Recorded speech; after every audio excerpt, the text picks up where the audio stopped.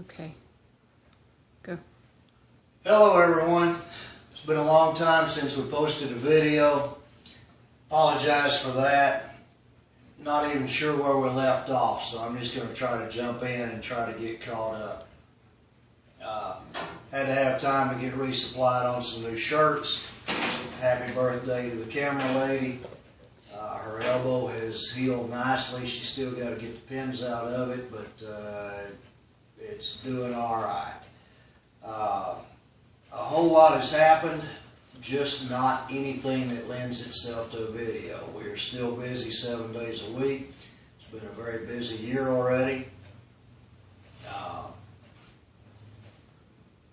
Let me see if I can catch up, and I promise we'll get more consistent on videos. Progress is slow and steady on the Chupacabra. All of the chassis stuff is developed, it's done, it's ready. We have outpaced all of the body work, the plugs, the molds and stuff for the coach work. Kind of on a standstill there until we get that stuff back and can put the new Chupacabra bodies on. In the meantime, there's a whole lot of administrative stuff going on, a lot going on with the Low Volume Act, a lot of patent and trademark stuff, all kinds of things like that that just aren't very interesting in a video. Been out of the shop pretty much the month of March, made a entire lap of the eastern United States, 6,000 miles. That race car hauler was full when I left here. Took one complete bare chassis to Tennessee, delivered it. From there, went up to Connecticut, delivered a complete running driving car, less the body. Went on to New York, to Syracuse, to the state fairgrounds there. Met with Carl at Duraflex, who is developing, or has rather, an Aventador-inspired body, and we made sure I had a chassis that would fit it nicely. Went over to Boston from there, met with the Steel It people. As you remember, I've done a video on that in the past. Steel It is the company that I use to spray on stainless steel stuff for the A-arms and some other suspension and other pieces and parts on this thing. Made a deal with Duraflex while I was there to provide them a chassis for a booth at the NSRA Street Rod Nationals in Louisville, Kentucky, the first part of August. If you're not familiar with that show, it is far, far and away the biggest car show in the nation. I don't remember now, or don't know now, but they used to cut it off at 6,000 cars. I don't know what their policy is now. But they have, not only is it a great show, not only is there more replica cars than have been at Carlisle in the last 10 or 20 years, but they have an excellent manufacturer's exhibit area. And those manufacturers, unlike SEMA and PRI, those are manufacturers tailor-made for the guy building a handmade car. So it's a really, really great trade show besides the car show. From there I went down and delivered a bunch of Aventador parts in Maryland. Went on to Virginia, down the coast, met with a client there, wrote a build order on a car. Went on down the coast to Florida, delivered a second Diablo chassis to Florida. Delivered a bunch of Diablo body parts to Florida. Spent 2 days with Tony Andrews, a customer of mine down on the Space Coast. Tony is a deposit on 5 Chupacabras. From there, went up to Georgia to Jen Baker. Jen, about a year ago to this month, bought a GT40 body and a chassis from me. Jen has put together himself 2 351 Ford V8s, made a V12 out of it, had a crank made and did all the fabrication himself, and he's putting together a 12-cylinder GT40. He sent me some pictures just a couple of days ago. Pretty impressive deal. Shout out to Jen. Got to tell you one thing while I was there. I said, Jen, you're the 4th couch that I've slept on this trip. That didn't total 4 couches. Did I miss? I sure did. John Gallagher up in New Jersey Spent the night with him, my buddy there, shout out. Went to see Frankie at Classic Coach Repair in New Jersey Ferrari while I was at Frankie's. The tour of his shop is just phenomenal. It's incredible to see 100 exotic cars under one roof, all undergoing restorations.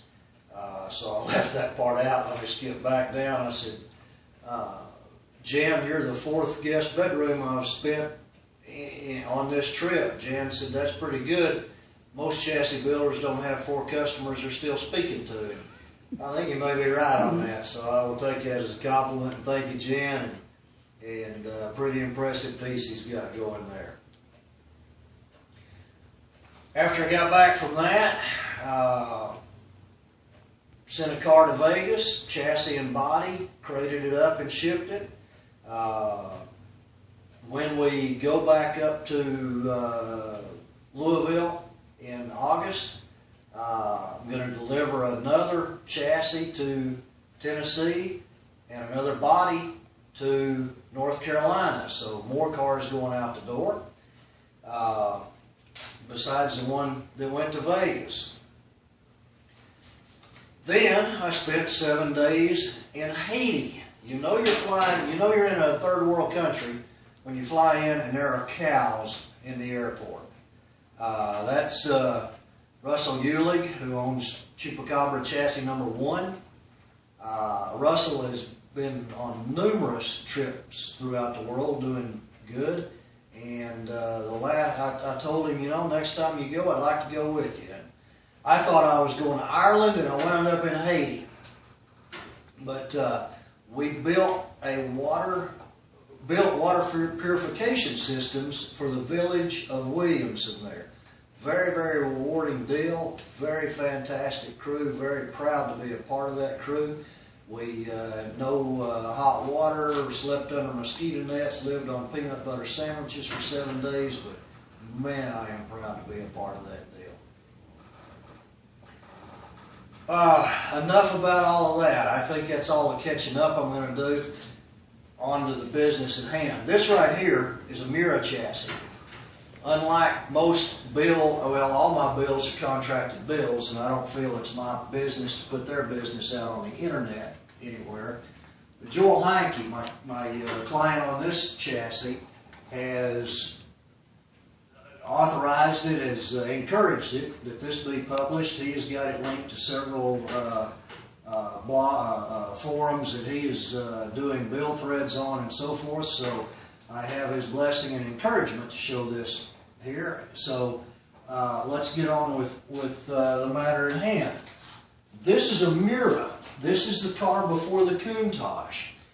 It's a mid-engine car, but it had a longitudinal engine. My generic kit car chassis was designed to adapt to different things. This is a little different twist on it, that the bulkheads move farther back, the engine's longitudinal, but it adapted to it very, very well. Joel's a great big tall guy, and he wanted plenty of room here, and by the longitudinal motor moving the bulkhead back, still having it proportioned to the rear of the door jamb, it's all working really well. Pretty proud of it. Joel wanted 105% Mira.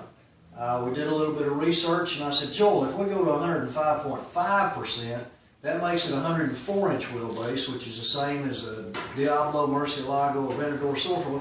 Makes my chassis jig line right up with all my index holes. And he said 105.5 it is, so that's what we have right here.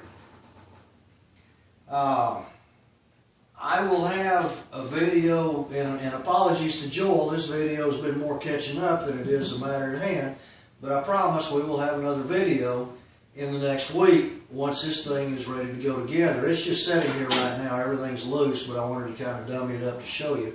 But we'll be ready to glue this thing up in the next couple of days. All the pieces are cut, it's miscellaneous pieces, all sitting here for it. It's ready to go together. I was joking the other day, and I said, you know what? I think chassis builders ought to have health certificates from the health department. I've officially bled on this chassis. You sure don't want to torque something down with a finger under the washer. It'll bite it good. But I've built hundreds of chassis and I can't think of one I haven't bled on at some time or another, but I don't want to give any government agency any ideas about any more regulation, but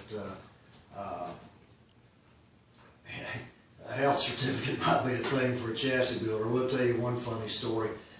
This is the third video. Hopefully the sound is good on this one, but we shot the first one a week ago, and I had this part written in on what I wanted to mention, but when I did it then, the duct tape was on this finger instead of this finger, so I've done that in the week since. This one's healed up nicely. You duct tape it up, it quits bleeding, you wait a few days and pull the duct tape off. But again, I promise that we will get you some more videos here very shortly on this chassis, but in the meantime, I want to point out that this is the exact reason that we have not posted any videos.